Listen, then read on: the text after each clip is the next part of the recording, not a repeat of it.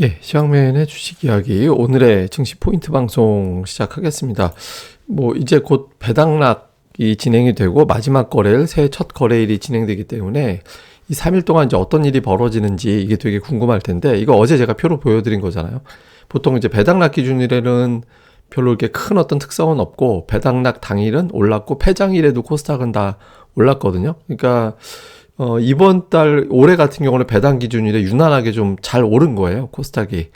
예, 이후에도 이런 어떤 흐름을 좀 이어나갈지는 좀 봐야겠지만, 어쨌든 패턴상으로는 배당락 당일과 폐장일 마지막 이틀은 코스닥은 좀 올라가는 경향이 있었다. 그러니까 이거를 좀 볼 수 있죠. 최근 6년 동안 그 마지막 거래일 하루 전날 2.3% 평균 올랐고, 폐장일은 한 1.1% 정도 올랐거든요. 그래서 남은 이틀 동안 어떻게 거래될지 이거 좀 볼 필요가 있고요. 실제로 제가 좀 구체적으로 보면 코스피 시장은 배당락 당일 시초가는 평균 0.4% 정도 빠졌고요.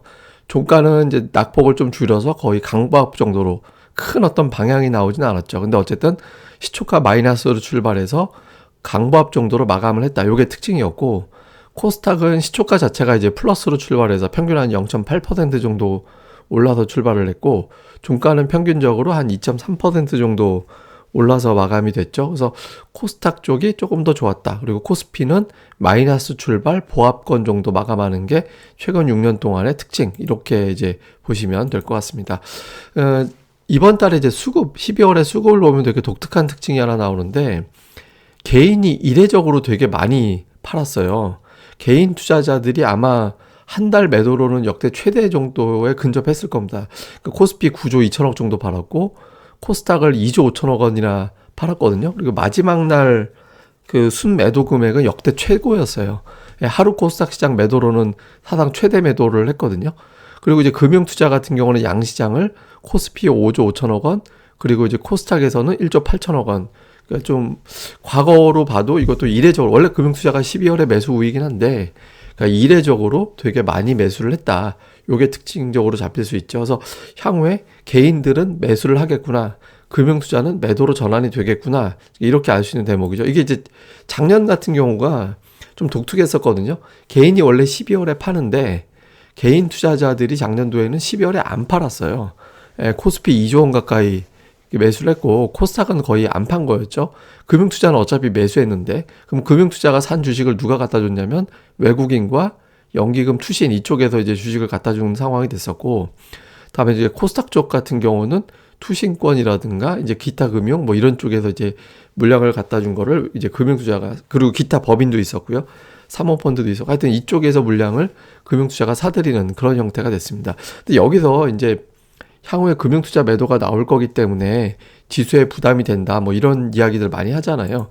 그럼 이제 우리가 궁금한 게, 이제 금융투자가 도대체 뭔데, 이런 생각을 할 수 있죠. 이게 뭐냐면, 그러니까 증권사, 선물회사, 투자자문사 이런 데서 이제 고유자금, 그러니까 이제 남의 돈이 아니라 그 회사의 순수한 자금으로 이제 굴리는 걸 갖다가 이제 금융투자라고 그래요. 근데 이게 이제 자금의 성격상 무한정 자금이 들어올 수가 없잖아요. 예, 그래서 매수와 매도를 단기에 반복할 수밖에 없습니다. 샀다 팔았다 샀다 팔았다. 그러다 보니까 이제 ETF 비중이 높고, 뭐 이제 우리가 보통 ETF LP 역할한다라고 하는데, 그런 얘기까지 하기에는 시간이 부족하니까 어쨌든 텀이 샀다 팔았다 샀다 팔았다, 이게 기간이 짧게 반복될 수밖에 없어요. 그래서 연말에 저렇게 들어온 자금은 연초에는 거의 무조건적으로 매도로 나가게 된다. 요걸 우리가 좀 알고 있어야겠죠. 그럼 이제 올해 금융투자가 12월에 뭘 그렇게 많이 샀나 보면 삼성전자, 하이닉스 이런 걸 샀죠. 근데 보시면 그 ETF 물량이 되게 많아요. 그래서 따지고 보면 한 7조 원 정도 매수했다고 하는데, 삼성전자하고 하이닉스 두 종목이 거의 2조 원 빠지고, ETF가 또 한 2조 원 정도 빠지거든요. 그러니까 한 4조 원 정도? 예, 그 정도, 이제 4조 원? 3조 원? 예, 그 정도가 이제 종목들 매도라고 보면 돼요. 근데 이제 종목 수가 워낙 많으니까 그걸 쪼개보고 놓고 보면, 사실 금융투자 때문에 개별 종목들이 빠진다, 이렇게 이제 걱정할 정도는 아니다, 이렇게 봐야 돼요. 예를 들어서 에코프로비엠이 이제 12월에만 1200억 정도 매수 들어왔잖아요. 우리가 이제 얼핏 보기에는 금융투자가 매도할 거니까 빠지겠구나. 근데 에코프로비엠 그 오늘 거래 대금만 2천억이 넘었거든요. 그러니까 이제 저거 가지고 뭐 어마어마하게 공포감을 가질 필요는 없죠. 근데 다만 지수는 삼성전자, SK하이닉스를 비롯해서 이게 이제 시가총액 상위 종목들이 또 많이 포진해 있다 보니까 성격상 이 종목들의 매도가 나오고 만약에 눌리게 된다라면 그때 이제 부담이 될 수 있죠. 참고로 이제 작년 같은 경우 금융투자 매도 종목을 보면 비슷해요. 뭐 ETF 잔뜩 있고 삼성전자, 하이닉스 있고 셀트리온 작년에도 있었고 LG화학이라든가 이런 것도 다 셀트리온 헬스케어, 포스코 이게 다 작년이나 올해나 종목 똑같아요. 예, 근데 이제 이렇게 맨날 똑같은데 1월마다 증시가 빠지지는 않았잖아요. 예, 그러니까 이제 그 지수에는 가끔 부담이 될 수 있지만 이 물량을 뭐 외국인들이 받아준다라면 생각했던 것보다 물량 부담이 어마어마하게 많지는 않다. 이렇게 보면 되겠습니다. 그래서 지수에는 대형주들 물량이 좀 나올 거니까 외국인들이 안 받아준다면 부담이 되는데 개별 종목까지 지나치게 의식할 필요는 없다. 그러니까 이 정도로 우리가 생각해 보시면 됩니다.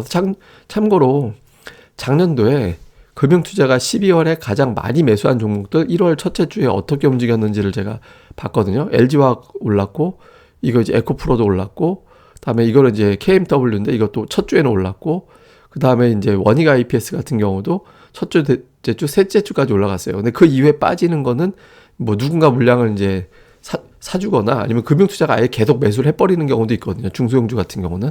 그러니까 이후에 수급을 볼 필요가 있다. 근데 다만 이제 전체적으로 금융투자가 매수했던 종목군들은 이제 1월 첫째 주까지는 흐름이 그렇게 나쁘진 않았다. 괜찮았다. 이런 통계도 있긴 합니다. 근데 어쨌든 이거는 이제 종목마다 조금씩 다를 수도 있기 때문에 뭐 이거 무조건 금융투자 종목은 다 올라가겠네 이렇게 단정하면 안 되고 그때 수급을 보면서 판단을 하자. 대신 아까 말씀드린 대로 개별 종목 같은 경우는 지나치게 금융투자를 의식할 필요는 없다. 이 정도로 보시면 될 것 같습니다. 자, 그래서 이제 요약을 해보면 배당락 당일 코스닥은 상승하는 경우가 많았다. 요게 이제 하나의 포인트고요. 두 번째는 개인 투자자들의 매도가 역대 최대다. 그럼 말 바꾸면 이 자금을 빼고 빠져나갔을 수도 있고 이 자금의 일부라도 주식시장으로 컴백을 하면 이거 아무래도 코스닥을 매수하게 될 거잖아요. 그러니까 전통적으로 1월은 개인 투자들 순매수로 진행되는 경우가 많으니까 그러니까 코스닥 시장에 종목 장세에 자금이 투입될 것이다. 그러니까 이렇게 보면 될 거고요. 그 다음에 금융투자 매수 누적 종목군들도 막연하게 공포감을 갖는 게 아니라 오히려 이쪽에서 또 올라가는 종목이 나올 수 있기 때문에 개별 종목들 같은 경우는 한번 이제 역으로 한번 체크해 볼 필요가 있다. 이렇게 보시면 될 거고요. 다만 주의해야 될 점, 어제도 말씀드렸지만 양시장 ADR이 좀 높거든요. 그래서 그 오늘도 그러니까 화요일 같은 경우도 지수는 괜찮았는데 하락 종목 수가 만만치 않았잖아요. 그러니까 좀 조심해야 된다라는 거죠. 그래서 지금 ADR이 코스피 같은 경우는 134까지 올라왔고요. 코스닥 같은 경우는 117까지 올라왔거든요. 일반적으로 120 넘어가면 좀 상승 종목 수가 좀 줄어든다. 이건 뭐 지수가 빠질지는 우리가 알 수 없는 거고 하여튼 상승 종목 수가 많이 이제 늘어나기는 조금 쉽진 않거든요. 그래서 이후의 장세는 차별화가 유력하다. 그래서 업종별 종목별 수급을 좀 잘 체크해 보시는 게 중요할 것 같습니다. 예, 그럼 오늘은 제가 또 배당락 이야기를 했고요. 당분간은 제가 수급 이야기를 좀 많이 할 것 같은데 이후에는 제가 조금 철학적인 얘기나 뭐 다른 이야기도 좀 담도록 하겠습니다. 예, 그럼 하루 잘 보내시고요. 저는 또 다음에 뵙겠습니다. 그리고 구독하기 많이 부탁드립니다.